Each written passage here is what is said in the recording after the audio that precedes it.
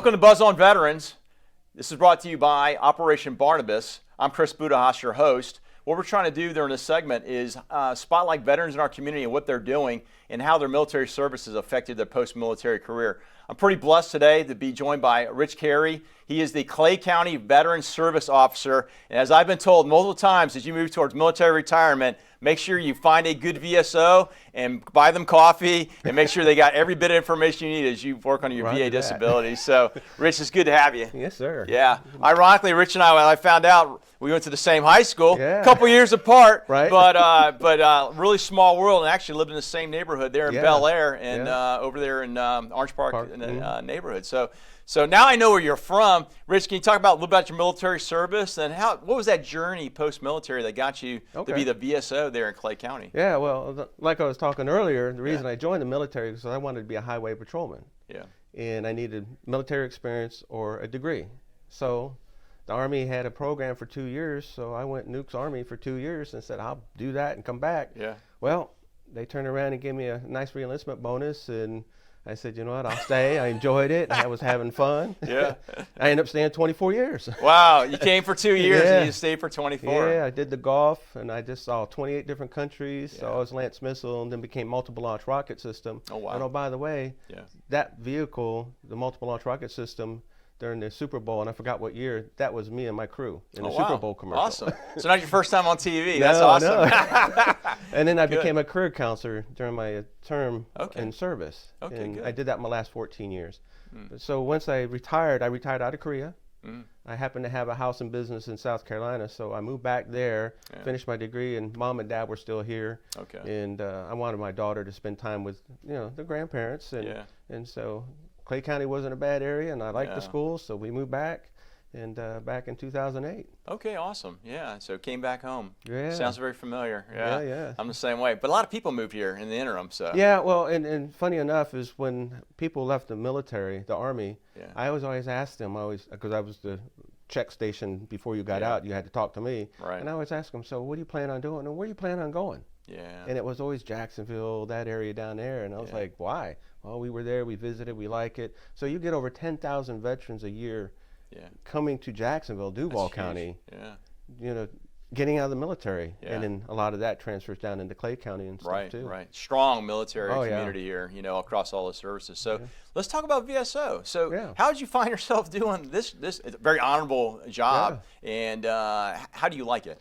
Oh, I love the job. I get to work with veterans all the time and family members, and I get to teach, because I just don't write a claim and go, okay, next.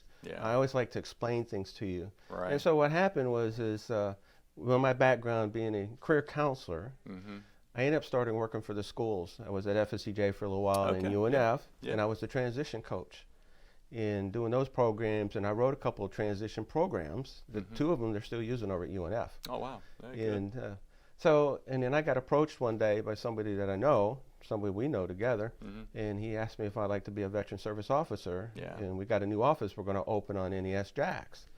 And I said, yeah, I like that opportunity. And I used to work at the VA at one time. I was at the VBA, Veteran Benefit Administration.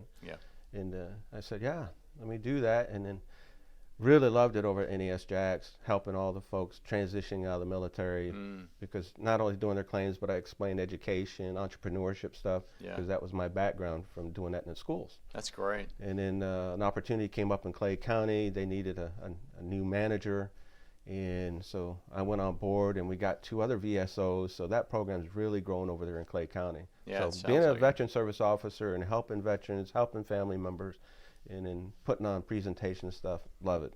It's awesome. So what are some of the things, somebody's getting ready to transition, what do they need to do in preparation to come see the VSO to make your job a little bit easier? Yeah, well, one, you just let me know, because I send you a checklist of everything you need to put together, where you need to go to get everything.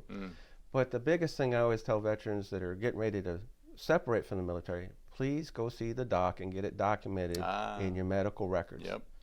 Because if you don't, and you try to claim it later, the VA is going to come back and say, service treatment records remain silent. No illness, injury, or event occurred. Yeah. Denied. That's fair, right? You Yeah. know, in my 36 years in the military, you know, there's things that I've put a little bit of dirt on and drove on, but Right. as you get older and those lifetime injuries will mount up, you know, mobility issues or other issues. Yeah. So, yeah, getting that documentation, kind of swallowing your Well, pride a little bit, But you you got to know, go do in the it. military, we didn't do that a lot because, hey, you know, you're malingering. You Yeah, know, yeah. Come on, soldier. Yeah.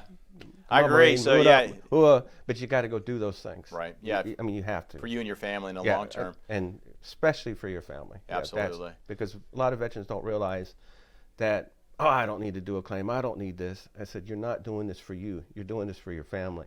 Because a lot of times what happens is when a veteran passes away, they don't realize that if they got military retirement, that passes away. Their VA disability passes away.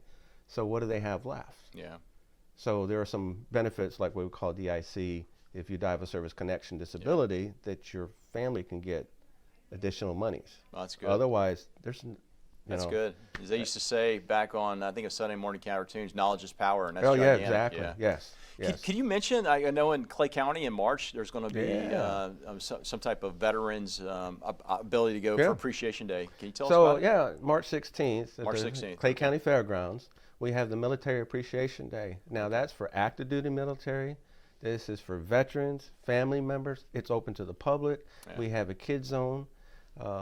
And we have a lot of vendors coming in for different type of resources. We're going to have job folks that, you know, if you're looking for employment, we'll have them there. If you're looking for benefits, we have those resources there. Okay. I will be putting on a couple presentations while I'm there. That's good. And again, it's free to the public, and you don't have to live in Clay County. Yeah, that's good. That's my favorite price. I tell my kids, Right. free. Free. So, hey, thanks a lot for being here today. Yes, sir. So, hey, today's session brought to you by Operation Barnabas, great nonprofit that is trying to help veterans get back on their feet and be where they want to be in society.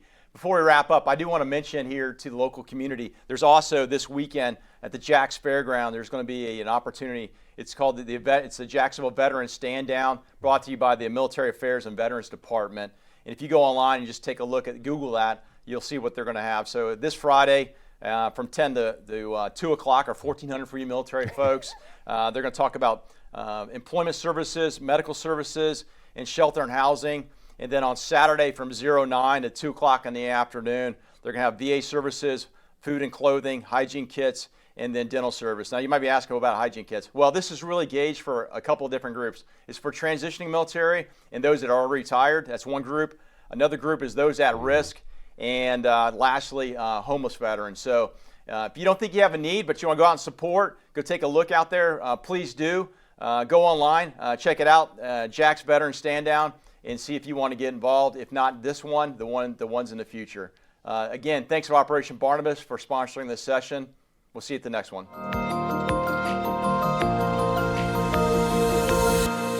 Operation Barnabas is a veterans ministry, started in 2017 with the purpose of helping our veterans that kind of got left behind, and you know, they've struggled with addictions, PTSD, suicidal thoughts, those kind of things, helping them get whole again through one-to-one mentorship. Being able to communicate with them and help them can drastically change their life, can drastically change a family's life. The little that we can do is put our hand out and say, hey, do you want a hand up?